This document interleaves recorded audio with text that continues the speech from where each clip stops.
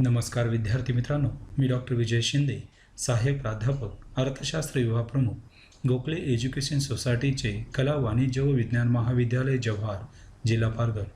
विद्यार्थी मित्रांनो, आज आपण समलक्षी किंवा स्थूल अर्थशास्त्राची ओळख, स्वरूप, व्याप्ती, महत्त्व व उपयुक्तता याविषयी माहिती घेणार आहोत. समलक्षी अर्थशास्त्राची ओळख. अर्थशास्त्रात समलक्षी या संज्ञेचा वापर प्रथम 1933 मध्ये प्राध्यापक रॅग्नर फ्रिश यांनी केला. 19व्या शतकात त्याचा विकास माल्थस, सिस्मोंडी, कार्ल मार्क्स इत्यादी अर्थशास्त्रज्ञांनी केला. तर आधुनिक काळात केन्सच्या पूर्वी वॉलरस, विक्सेल, फिशर, कॅसल, रॉबर्टसन, हायेक, हॉटरे इत्यादींनी केला. परंतु खऱ्या अर्थाने समलक्षी अर्थशास्त्राच्या विकासाचे श्रेय लॉर्ड केन्स यांना दिले जाते. 1936 मध्ये केन्स यांनी the general theory of employment, interest and money हा ग्रंथ प्रकाशित केला व समलक्षी अर्थशास्त्राच्या विकासाला प्रोत्साहन दिले. सूक्ष्म अर्थशास्त्राप्रमाणेच स्थूल अर्थशास्त्र ही एक महत्त्वपूर्ण अभ्यास शाखा आहे. स्थूल अर्थशास्त्रात समलक्षी अर्थशास्त्र, समष्टी अर्थशास्त्र इत्यादी नावानेही संबोधले जाते. इंग्रजीत त्यास मॅक्रो इकॉनॉमिक्स असे म्हटले जाते. मॅक्रो हा शब्द मॅक्रोयस या ग्रीक शब्दापासून निर्माण झाला असून त्याचा अर्थ व्यापक किंवा मोठे असा होतो. थोडक्यात स्थूल अर्थशास्त्रात समग्र आर्थिक घटकांचा विचार केला जातो. यात साधारण किंमत पातळी, बेरोजगारीचा दर, व्यवहार शेष इत्यादी संकल्पनांचा अभ्यास केला जातो. आता आपण स्थूल अर्थशास्त्राच्या काही व्याख्या पाहूया. पहिली व्याख्या आहे प्राध्यापक बोल्डिंग यांची. स्थूल अर्थशास्त्र हे वैयक्तिक परिमाणांशी संबंधित नसून ते समग्र परिणामांशी संबंधित असते. त्यात समग्र आर्थिक घटकांच्या व्याख्या देऊन त्यातील संबंध स्पष्ट करण्याचा प्रयत्न केला जातो. दुसरी व्याख्या आहे प्राध्यापक ॲक्ली यांच्या मते. स्थूल अर्थशास्त्र हे आर्थिक परिमाणांचा समग्र पातळीवर विचार करते, तसेच ते आर्थिक जीवनाच्या समग्र पैलूशी संबंधित असते. वरील दोन्ही व्याख्यांमधून स्थूल अर्थशास्त्राची पुढील वैशिष्ट्ये सांगता येतात. 1. स्थूल अर्थशास्त्र हे संपूर्ण अर्थव्यवस्थेचा समग्रपणे विचार करते. 2. स्थूल अर्थशास्त्रात वैयक्तिक चलांच्या अभ्यासास स्थान नाही. 3. स्थूल अर्थशास्त्र सामान्य संतुलनाच्या पायावर आधारित असते. 4. स्थूल अर्थशास्त्र हे अधिक व्यापक आहे. 5. विविध सिद्धांताचा अभ्यास करता येतो. आता आपण स्थूल अर्थशाखांचा अभ्यास विषय याविषयी माहिती घेऊया. स्थूल अर्थशास्त्रात उत्पन्न, रोजगार, साधारण किंमत पातळी, भाववाढ, आर्थिक वृद्धी यासारख्या घटकांचा वरील व्याख्येवरून समग्रलक्षी अर्थशास्त्रात संपूर्ण अर्थव्यवस्थेचा एकत्रितरित्या अभ्यास केला जातो आणि त्यावरून आर्थिक प्रगतीकरिता किंवा स्थैर्याकरिता काय केले पाहिजे याचा विचार केला जातो.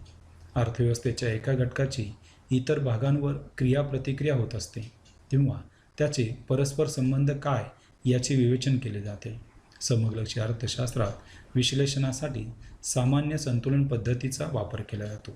सनातन संप्रदायातील अर्थशास्त्रज्ञ आणि कार्ल मार्क्स यांनी या पद्धतीने अर्थशास्त्रीय विश्लेषण केल्याचे आढळते. नवसनातन संप्रदायातील अर्थशास्त्रज्ञांनी याकडे दुर्लक्ष केले, परंतु जागतिक महामंदीचा तडाखा बसल्यानंतर या पद्धतीचा पुन्हा वेगाने प्रसार झाल्याचे आढळते. लॉर्ड केन्स यांनी जनरल थिअरी हा युगप्रवर्तक ग्रंथ लिहिला. त्यात समलक्षी विवेचन पद्धतीचा अवलंब केला आहे. समलक्षी विवेचन पद्धतीचे अभ्यासक्षेत्र अत्यंत व्यापक असे आहे. व्यापार चक्रांचे सिद्धांत, राष्ट्रीय उत्पन्न, रोजगार सिद्धांत, गुंतवणूक प्रवृत्ती सिद्धांत, उपप्रवृत्ती सिद्धांत, सर्वसाधारण किमतीचा सिद्धांत, विभाजनाचा सर्वसाधारण सिद्धांत, आर्थिक विकासाचे सिद्धांत, चलनविषयक आणि बँकिंगच्या समस्या, आंतरराष्ट्रीय व्यापार, परदेशी उंडावळ इत्यादी अभ्यास विषयांचे विवेचन समलक्षी अर्थशास्त्रात केले जाते. आता आपण समग्रलक्षी अर्थशास्त्राची व्याप्ती बघूया. प्रथम, उत्पन्न पातळीचे निर्धारण व रोजगार सिद्धांत. स्थूल अर्थशास्त्रात देशाच्या राष्ट्रीय उत्पन्नाची पातळी कशावर अवलंबून असते? अर्थव्यवस्थेतील रोजगार पातळीत का व कसा बदल घडून येतो या सर्व बाबींचा अभ्यास केला जातो. याचा अर्थ असा की उपफलन व गुंतवणूक फलन याचा समावेश स्थूल अर्थशास्त्रात केला जातो, कारण एकूण उपफलन व एकूण गुंतवणूक फलन यावरून एकूण मागणी व या एकूण मागणीवरून अर्थव्यवस्थेतील उत्पन्न व रोजगाराची पातळी निश्चित होते. दुसरा, सामान्य किंमत पातळी सिद्धांत. सामान्य किंमत पातळी कशी ठरते याचा विचार स्थूल अर्थशास्त्रात केला जातो. सोबत भाववाढ, भावघट इत्यादींचाही स्थूल अर्थशास्त्रात समावेश होतो. व्यापार चक्रांचे सिद्धांत. राष्ट्रीय उत्पन्न पातळी व त्यातील बदलांचा अभ्यास करताना व्यापार चक्रे कशी निर्माण होतात याचाही विचार करावा लागत असल्याने व्यापार चक्राचे सिद्धांत हाही स्थूल अर्थशास्त्राचा अभ्यास विषय ठरतो. वितरणाचा समस्त सिद्धांत. राष्ट्रीय उत्पन्नाचा विचार करताना त्यात उत्पादन घटकांना मिळणाऱ्या मोबदल्याचा विचार केला जातो. आर्थिक विकासाचे सिद्धांत. विकासाचे अर्थशास्त्र ही अर्थशास्त्राची एक नवीन शाखा मानली जाते. त्या शाखेत विकासाच्या संदर्भात अनेक प्रश्नांचा विचार केला जातो. विकसित व विकसनशील देशातील उत्पन्न व विकासाची पातळी या संदर्भातील दीर्घकालीन विवेचन मांडले जाते किंवा असे विवेचन स्थूल अर्थशास्त्राचा विषय ठरते. आता आपण स्थूल अर्थशास्त्राचे महत्त्व व उपयुक्तता बघूया. प्रथम, सरकारला उपयुक्त. आधुनिक सरकारला अनेक प्रकारची धोरणे तयार करून राबवायची असतात व त्या धोरणांच्या आधारे राष्ट्राचा आर्थिक विकास वेगाने साध्य करायचा असतो. अशी धोरणे निश्चित करताना स्थूल अर्थशास्त्र सरकारला उपयोगी ठरते. सरकारने ही धोरणे निश्चित करताना एका विशिष्ट क्षेत्राचा विचार करून चालत नाही, तर सर्व घटकांचा, संपूर्ण अर्थव्यवस्थेचा एकत्रित विचार करावा लागतो. अर्थव्यवस्थेचे स्वरूप समजण्यासाठी. अर्थव्यवस्थेचे कार्य कसे चालते ते व्यवस्थित व पद्धतशीरपणे समजून घेण्यासाठी स्थूल अर्थशास्त्र सहाय्यभूत ठरते. एकूण उत्पन्न, एकूण उत्पादन, एकूण रोजगार, एकूण बचत व गुंतवणूक, एकूण भांडवल, सामान्य किंमत पातळी अशा सर्व समग्र संकल्पनांचे कार्य समजावून घेतले जाते. राष्ट्रीय प्रश्नांची सोडवणूक. प्रत्येक अर्थव्यवस्थेसमोर काही महत्त्वाचे आर्थिक प्रश्न असतात. असे आर्थिक प्रश्न सोडवण्यासाठी स्थूल अर्थशास्त्राचा आधार घेतला जातो. दारिद्र्य, आर्थिक विषमता, बेकारी, उपासमार, आर्थिक अस्थैर्य इत्यादी आर्थिक प्रश्नांची सोडवणूक करण्यासाठी स्थूल अर्थशास्त्र विकसित आणि विकसनशील देशांना उपयुक्त ठरते. सूक्ष्म अर्थशास्त्राचा अभ्यास. सूक्ष्म अर्थशास्त्राच्या अभ्यासालाही स्थूल अर्थशास्त्र पूरक व उपयुक्त ठरते. सूक्ष्म अर्थशास्त्राची महत्त्वाच्या तत्त्वांची पडताळणी स्थूल अर्थशास्त्राच्या सहाय्याने केली जाऊ शकते. उदाहरणार्थ, सूक्ष्म अर्थशास्त्रातील घटत्या सीमांत उपयुक्ततेचा नियम, मागणीचा नियम इत्यादी मांडताना समूहाचा अनुभव लक्षात घेतला जातो आणि त्या नियमांची पडताळणी करताना समूहाचा अनुभव ग्राह्य ठरला जातो. अवाजवी गृहीतावर आधारलेला नाही. सूक्ष्म अर्थशास्त्र हे अवाजवी गृहीतावर आधारलेले आहे, त्यामुळे त्याची उपयुक्तता मर्यादित बनते. स्थूल अर्थशास्त्र हे अवाजवी, अयोग्य अशा गृहीतावर आधारलेले नाही, त्यामुळे स्थूल अर्थशास्त्राची उपयुक्तता निश्चित वाढते. आर्थिक सिद्धांताच्या मांडणी.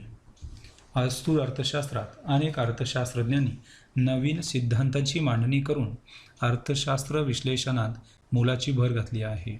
विकासाचे सिद्धांत, विभाजनाचे सर्वसाधारण सिद्धांत, मुद्रा परिमाण सिद्धांत, रोजगाराचा सिद्धांत इत्यादी सिद्धांतांची मांडणी स्थूल अर्थशास्त्रामुळे शक्य झाली आहे. पूर्ण रोजगार. आधुनिक काळात देशातील उत्पादन साधनसामग्रीचा पुरेपूर सर्वाधिक चांगला वापर करून रोजगार प्रस्थापित करण्याचा प्रयत्न करणे हे सरकारचे पहिले कर्तव्य मानले जाते. परंतु पूर्ण रोजगार प्रस्थापित करण्यासाठी कोणकोणत्या मार्गांचा अवलंब करावा या विषयाचे मार्गदर्शन स्थूल अर्थशास्त्रात मिळते. आर्थिक विकास साध्य करण्यासाठी. वेगाने आर्थिक विकास साध्य करण्यासाठी स्थूल अर्थशास्त्र उपयोगी ठरते, कारण जलद गतीने विकास साध्य करण्यासाठी आर्थिक धोरणातील कार्यक्रम, प्रकल्प, योजना इत्यादीमधील दोष व उणिवा शोधून काढणे व त्यात आवश्यक त्या सुधारणा करणे गरजेचे असते. स्थूल अर्थशास्त्राच्या अभ्यासातून आपल्या ज्ञानात मोलाची भर पडते. अर्थव्यवस्थेचे कार्य कसे चालते, सरकारची धोरणे कशी असावी, तसेच पूर्ण रोजगार प्रस्थापित कसा करता येईल, आर्थिक विकासाची पातळी कशी गाठता येईल इत्यादी विषयाचे ज्ञान स्थूल अर्थशास्त्रात मिळते. विद्यार्थी मित्रांनो, आता आपण समग्र लक्ष्य किंवा स्थूल अर्थशास्त्राच्या मर्यादा किंवा दोष पाहूया. स्थूल अर्थशास्त्राचा अभ्यास विषय अत्यंत व्यापक असून त्याचा वापरही वाढत आहे. स्थूल अर्थशास्त्रीय पद्धतीने विवेचन केले जात असले तरी स्थूल अर्थशास्त्राला काही मर्यादा आहेत. त्या पुढीलप्रमाणे: 1. स्थूल अर्थशास्त्राच्या साहाय्याने काढण्यात आलेले निष्कर्ष कधी अयोग्य व दोषपूर्ण ठरण्याची शक्यता असते. 2. समूहाचा अभ्यास करताना स्थूल अर्थशास्त्र समूहाच्या रचनेकडे दुर्लक्ष करते. 3. समूहातील सर्व घटक विजातीय स्वरूपाचे असतील तर स्थूल अर्थशास्त्र उपयुक्तता वाढते.